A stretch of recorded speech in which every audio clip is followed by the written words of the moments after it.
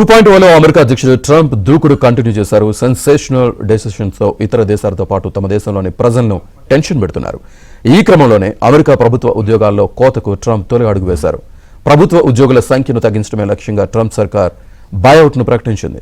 దీనికి సంబంధించి 20 లక్షల మంది ఉద్యోగులకు ఒక మెమోను ఈమెయిల్ ద్వారా పంపించారు.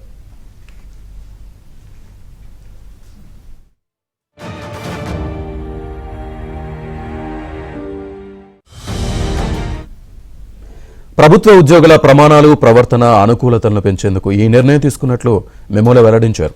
స్వచ్ఛందంగా ఉద్యోగాలను వదులుకుంటే 8 నెలల జీతం ఇస్తారని అందరూ తెలిపారు. ఫిబ్రవరి 6వ తేదీలోపు ఓ నిర్ణయానికి రావాలని, ఉద్యోగాలు మానేద్దామని అనుకుని ఆగిపోయిన వారు దీన్ని ఎంచుకోవచ్చని అన్నారు.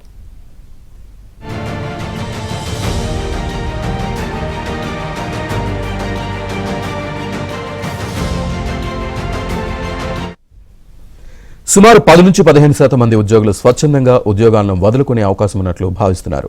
ఇది విజయవంతంగా అమలైతే అమెరికా ప్రభుత్వ ఖర్చులు ఏటా $100 బిలియన్ వరకు తగ్గొచ్చని భావిస్తున్నారు. ఓవైపు ఫెడరల్ నిధులు, రుణాలను నిలిపివేసిన వేళ ఈ వార్త బయటకు రావడం చర్చనీయాంశంగా మారింది. అటు కోవిడ్ తర్వాత చాలా మంది ఉద్యోగులు రిమోట్ విధానంలో పనిచేస్తున్నారు. ఇకపై వారానికి 5 రోజులు ఆఫీసుకు రావాలని ట్రంప్ సర్కార్ తేల్చెప్పింది.